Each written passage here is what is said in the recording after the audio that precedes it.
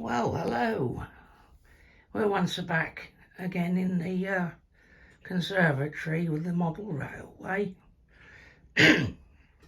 And things are happening apace now. As you can see, we now started to get the ballasting done.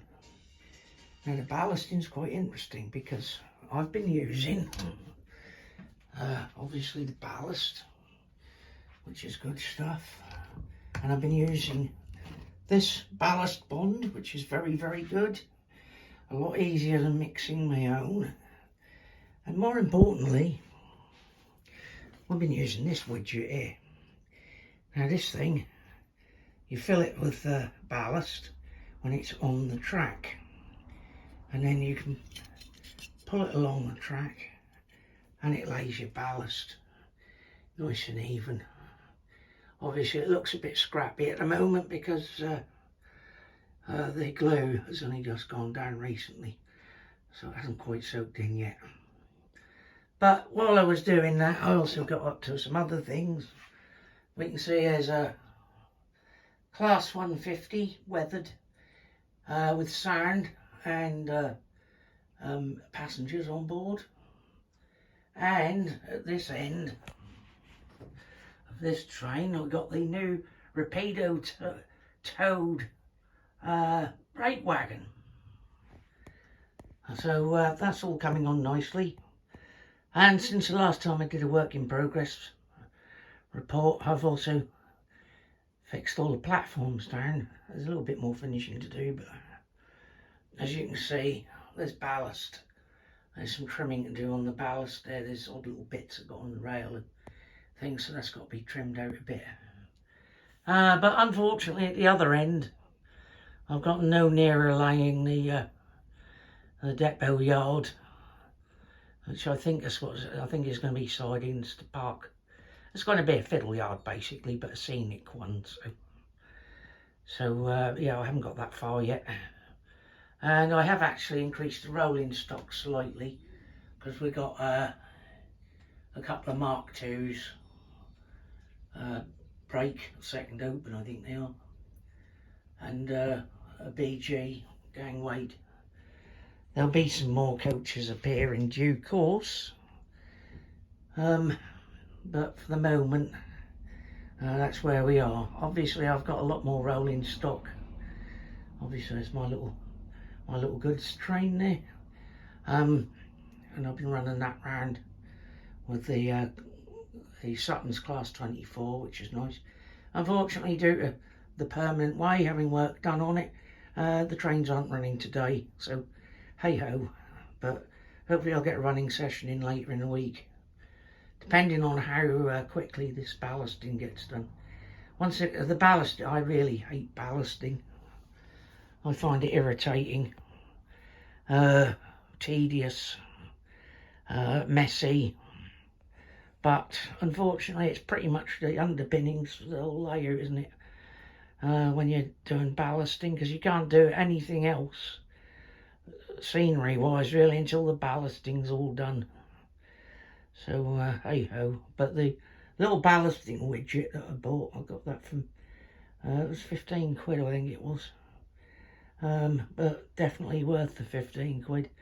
Even when this is done, it'll always be in the back of the toolbox, ready to be used again when anyone needs it.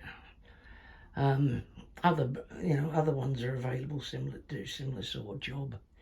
That one's acrylic. It's simple. It does the job. I get a nice layer of ballast down. But the real story here is the ballast bond. Deluxe materials ballast bond should be available from your local model railway shop. It's about £7 something for a 100ml bottle, which doesn't go very far. But then I got the half-litre bottle, £19.99. I got that from Gel Dams, who go through Amazon. They're another supplier I use occasionally. when I want to bulk buy stuff. Anyway, all the rest of that's just as a side. I've got several other bottles on order from my friend James at Smith's Model Railways in Sheringham. So I shall be getting some more bits and pieces from him in due course as well. As you know, I go to Sheringham quite a bit, so Smith's Model Railways is my local model railway shop. And you should always support the model railway shop wherever possible. There are other model railway shops available, two that come to mind: the Great Eastern Model Railways at Plumstead Road in Norwich, and Pars in Lowestoft. So that's the three main sort of model railway shops that I know of and I've done business with. So they're all excellent. Now, of course, you may know of other model railway shops in Norfolk and Suffolk. I rather suspect there's rather more than that. They're just the ones that I know about. So, you know, and of course, with me limited mobility these days, Sheringham is the easiest for me to go. I mean, I could go to Lowestoft, but the parking's a bit difficult sometimes. But I can just sort of ring James up and ask him for something that's usually there waiting for me next time I'm in Sheringham. So it's convenient more than anything. And then they go, your local model railway shop is more likely to go the extra mile for you, which of course you don't get with things like Amazon and whatnot. Anyway, what else is going on? Well, as I say, my DMU collection is going nicely. I've got a 150/1, which is the one you're looking at on the layout there. I've also got a Riva Wales one, 150/2 with the gangway doors. That one's got sound and passengers as well. That's waiting to be weathered. In fact, I've got a whole bunch of stuff waiting to be weathered. And I've got a Class 101 Metro Camel, British Rail blue and grey, which is all done. I've just got, again, that's another one waiting for weathering, but it's got all its passengers and driver in it, so that part's been done. I've just put the detail parts, like the vacuum hoses and things, finally got round to putting them on the Class 31, which is in British Railways green. So that's another one that can tow the chug around with the goods train or with the British Railways train. I've still got two Class 37s waiting for their vacuum hoses to be put on, and I believe Fairburn tank engine got to be done. That's had its control chip put in, so that does actually run, but I've got to put the detail parts on that one, and I'm still not decided about whether I'm going to put a sound chip in that. I probably am. I aim to have sound chips and everything eventually, but of course it all costs money, so I have to budget things. Yeah, so yeah, there's a few interesting and exciting things going on with model railway now. The fact is, with the weather being what it is, I haven't been out and done any motorcycling lately because it's just been too darned wet and cold. And but having said that, that very same weather is what's enabling me to get on with the model railway, because right now, as I sit here, we've got an overcast outside. The temperature's gone down somewhat, and it's a nice, comfortable 20 centigrade in here at the moment, because we had it out this morning. So the temperature is about right for doing these jobs, and of course the glue will set at the rate it's supposed to, rather than being hyper accelerated by being too hot.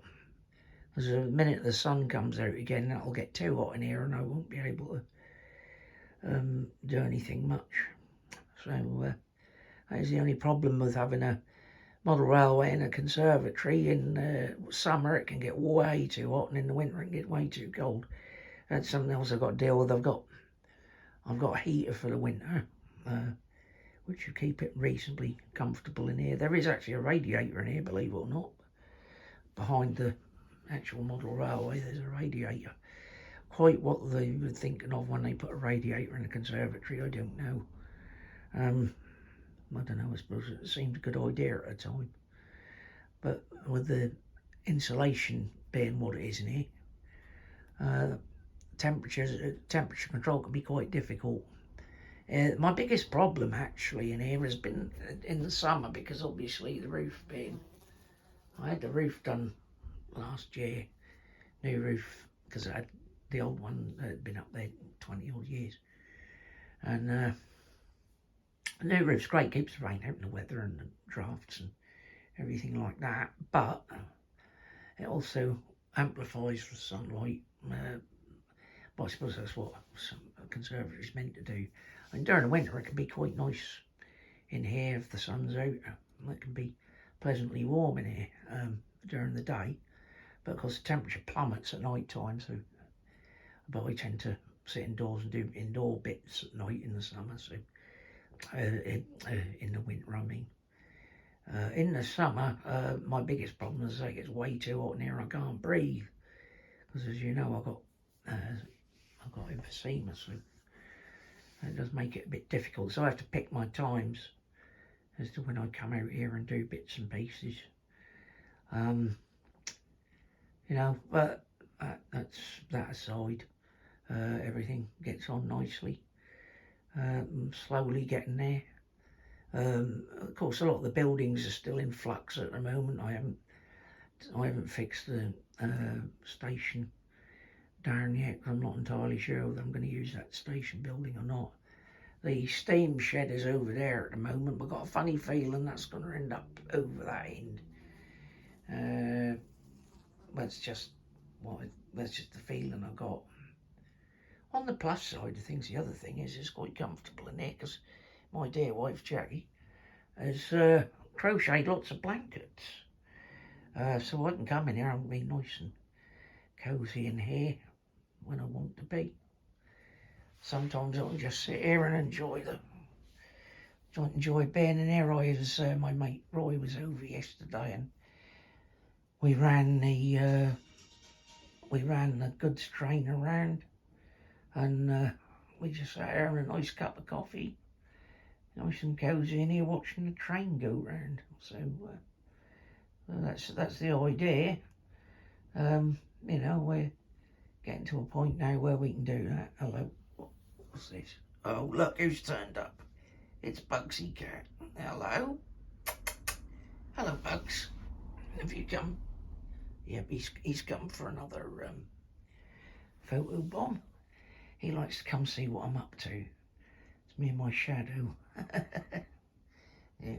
Anyway, I did promise on my channel that there would be Cat as well when he photobombs, which of course is exactly what he's doing. He hasn't managed to get on the railway this week.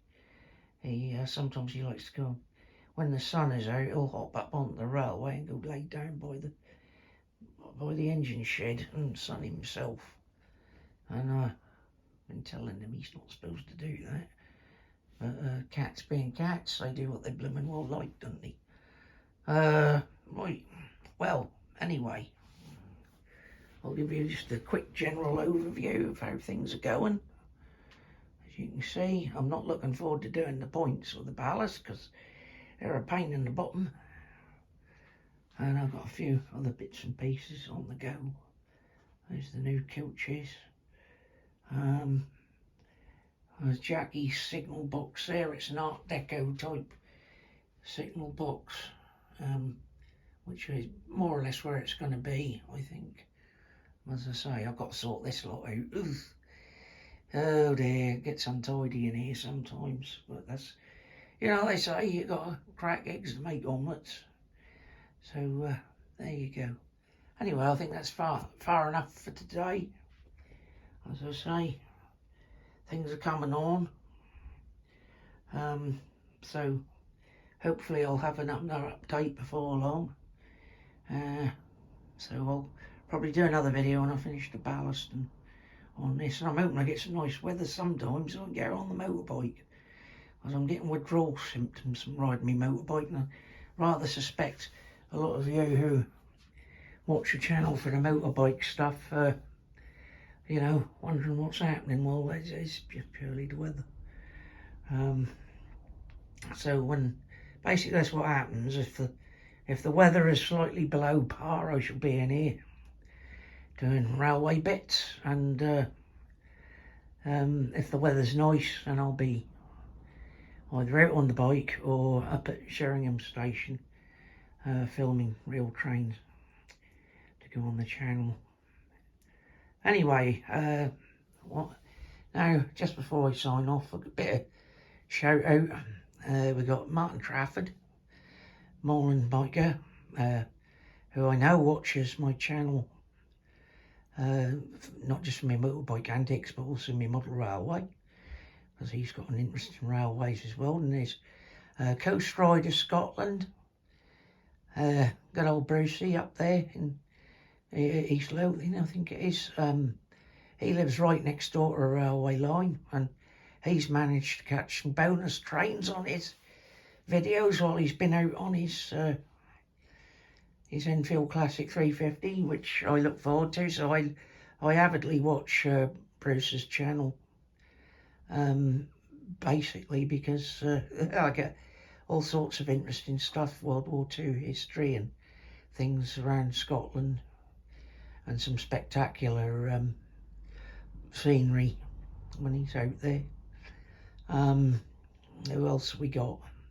Oh yeah, Martin Trafford I mentioned before. His channel is quite interesting, and he goes around his locale and finds interesting things and interesting local history and all sorts of stuff. So go over to those two channels and check them out, especially if you're into bikes and history. Right, another special shout out to the All Year Motorcyclist. He's been out and about lately doing Two-Wheel Tuesday up at the Ox and Plough, I think it is, in Suffolk, and or is it in Norfolk? I never remember. And he's also been up to Stonham Barns a few times as well. And of course he's been out on test riding different bikes with you know, Suzuki's and Royal Enfields and well, all sorts of stuff. He even had a go on his first Harley recently, so go check his channel out and look at those. And who else? Who do we oh, there's Ian Hughes. He goes around some interesting places and spectacular scenery as well.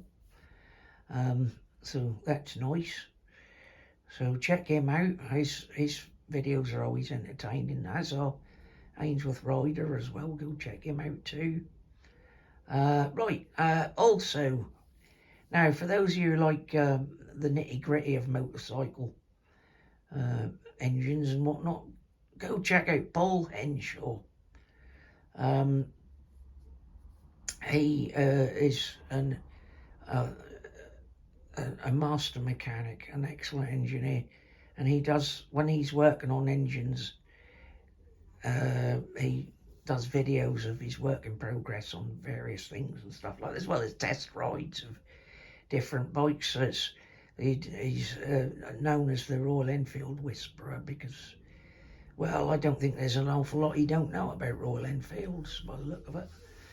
But he also does lots of stuff on BSAs and Triumphs, classic Japanese bikes as well, single cylinder stuff, twin cylinders, all sorts.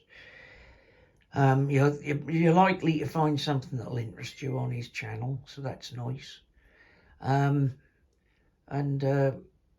He runs a business called Performance Classics, which specialises in fettling and tuning, and he works at a rate of a very reasonable £30 an hour. So if you've got any classic bike foibles that need sorting out, then he might be a man. But apart from anything else, his channel, he's got like over 1,000 videos on his channel,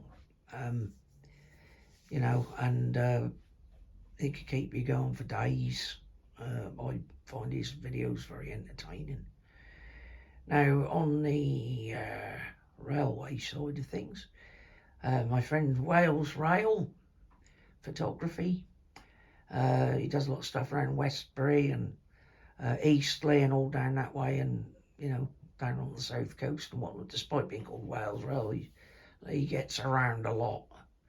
And I know he watches my channel as well, because obviously I film stuff that he can't get to, and vice versa. So it's always nice to check each other's channels out. So go see him as well. Who else do I watch regularly?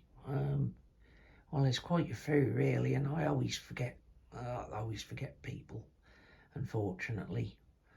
I'm just trying to think who else I've forgotten. I try to remember the ones I keep forgetting, you see. Because my memory's not so good. I ain't got as good a memory as Tame is. Oh yeah, on the motorcycle side again, go see the Adventures of Gloria, the classic 350. That's the boy Andy. He get out and about over the other side of where I live. I live in East Norfolk and he lives in West Norfolk. So between the two of us, we cover a bit of territory, I think. And we're along with Tame down in Suffolk, as yeah, we keep things covered. Oh yeah, and Lane's Explorer as well, up there near Windermere and out all that way. He has a nice gentle ride round. And what Lane's Explorer does is he really explores lanes. He goes down little B roads and lanes that most people don't even know are there, let alone would think of riding it. So you're going to go see, if you go see his channel, Lane's Explorer, you'll see lots of places that you've probably never seen on video before. So go and check him out. He gets around on he's got 2 Royal Enfield Hunters, one called Spitfire and one called Hurricane, which is also what my 2 bikes are called. My Meteor and my 500 Bullet. So anyway, that should those ones should keep you going for a while. Go check them out. They're well worth a watch. But of course, the thing is, the danger is these channels are so good you could end up sitting in watching YouTube for hours on end and never getting anything else done. But then that's your problem. Anyway, keep the shiny side up if you're out on your bike. And if you're working your model railway, enjoy what you're doing. If you don't enjoy what you're doing, there's no point in doing it. So do what you love doing.